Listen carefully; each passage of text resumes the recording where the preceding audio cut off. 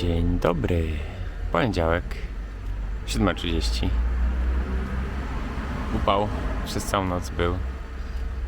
Tragedia. Ale dzisiaj ma być burza, więc będzie trochę chłodniej.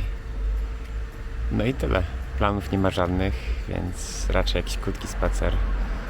Kilka scenek, ale mimo wszystko zapraszam.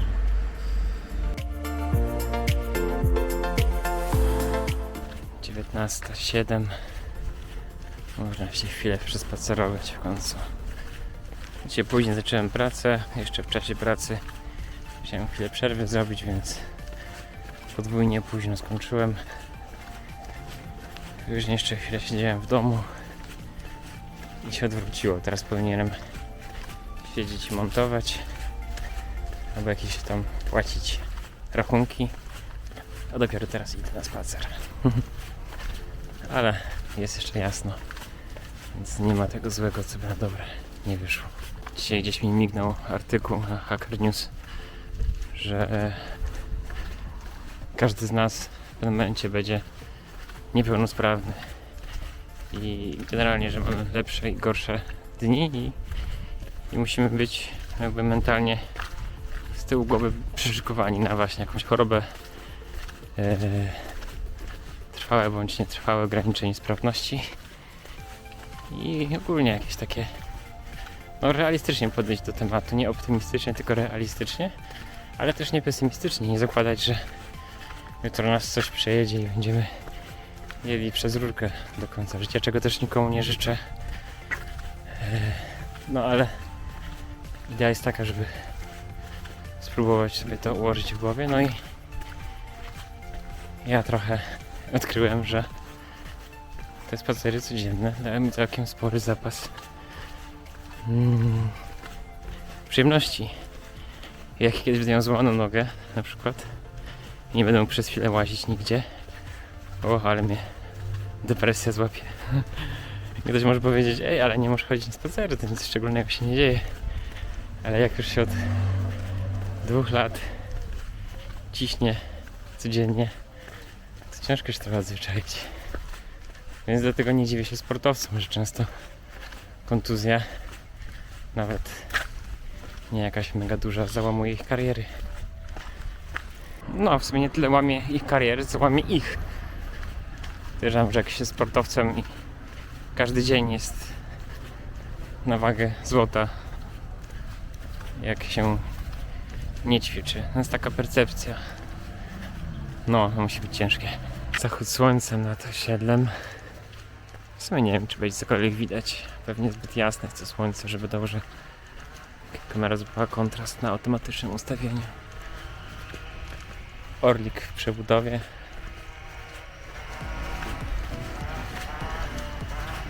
No, i tak się powoli spaceruje. Tak w praktyce to Orlik to już jest przebudowany nawet. To Orlik to już jest, ale mówię piękną polszczyzną. Orlik już przebudowany, teraz jeszcze tylko brakuje bramek. No i tą infrastrukturę tutaj dokończyć i będzie fajnie. Dobra, nic tutaj szczególnego się nie dzieje. Oprócz tego, że stoi tutaj zaparkowana hulajnoga do wypożyczenia, a chyba ta firma się już wycofała z Dmuchowa. Pociąg będzie jechał, może zdążę zobaczyć. Cześć, nie usłyszeliście mój entuzjazm, normalnie atrakcja dnia. Pociąg przejeżdża przez Dmuchów. Spróbuję tak wykadrować, żeby było widać fajnie go ledwie.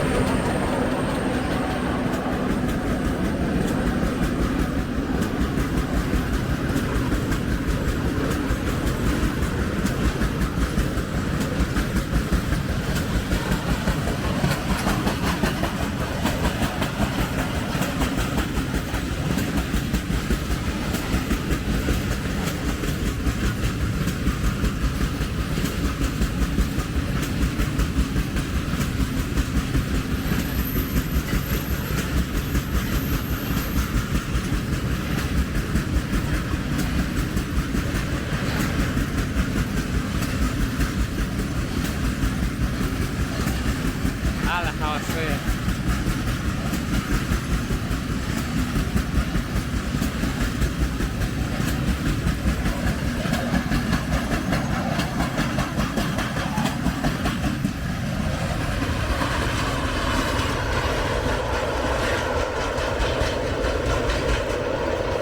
No i pięknie.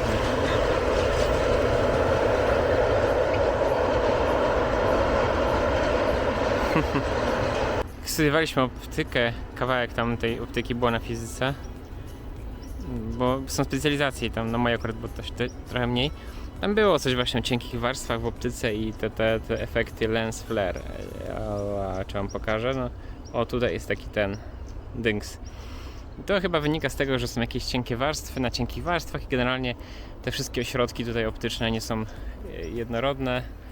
No i tam się rozprasza trochę to światło. Jakoś tak to chyba szło. Może tutaj te bzdury. W każdym razie jest taki efekt i śmieszy mnie to, że w filmach podejrzewam, że mają kamery z 100 albo 1000 razy droższe niż ta, którą ja mam. Nagrywają wszystko perfekcyjnie bez lens flare albo nawet wytwarzają, renderują to w 3D komputerowo, a później naciapają tych efektów lens flare z 20 kółeczek i wygląda to w ogóle kiczowato i bez estetyki i zaciemnia obraz, zaciemnia całe doznanie, tylko po to, żeby ktoś zrealizował swoją wizję, że tak wygląda bardziej naturalnie, bardziej amatorsko. Ale amatorsko to nie wygląda aż 20 kółeczek, tylko 2 kółeczka na przykład. Taki mój mały rant. No tutaj użyłem słówka rant, ale nie w takim sensie, że obrzeże czegoś okrągłego, na przykład monety, taki jakby kant monety, rant, tylko bardziej z angielskiego rant, jak marudzić, narzekać. No i wracamy do hulajnogi, która już są wycofane z Dmuchowa, ale tu jednak chyba jeszcze jest, albo nie są wycofane. Magdalena skosiła trawę i pięknie pachnie, ale gdzieś czytałem, że to trawa po prostu wydziela taki enzym ostrzegawczy, że jestem właśnie niszczona i to ma przywyzywać jakieś owady, które mają zjadać jakieś inne owady, które zjadają trawę. Jakiś taki mechanizm. W każdym razie nie jest do końca jasno powiedziane, czy zapach skoszonej trawy to nie jest przypadkiem zapach na polu bitwy po prostu po hekatombie trawowej. No, także podsumowując dzisiejszy główny wątek, ja się mega cieszę, że mogę sobie chodzić, spacerować, zaglądać, że wszystkie zmysły mi działają, że nie muszę żadnych leków brać. No, to co jest często przez ludzi brane za poziom bazowy, wcale nie dla wszystkich jest poziomem bazowym, więc czasem uświadomienie sobie, że to jest całkiem fajny rzut w kości, jak się tworzy postać, że się ma w miarę sensowną postać, to jest na plus. No. Tutaj odnoszę się do RPG-ów, że w grach fabularnych się często losuje postać i one są tak zaprojektowane te losy, żeby ta postać była mniej więcej sensowna, ale czasami wychodzą takie kwiatki w tych postaciach, że ciężko się nimi gra. No. Dobra, to na dzisiaj będzie chyba na tyle. Chyba czasowo powinno się zgadzać. Mam nadzieję, że się czasowo będzie zgadzać, bo nie mam pomysłu, a najwyżej będę stoikami mój daily vlog ratował i nas raczył, a jak nie, to zobaczymy się jutro. Także dzięki, hej.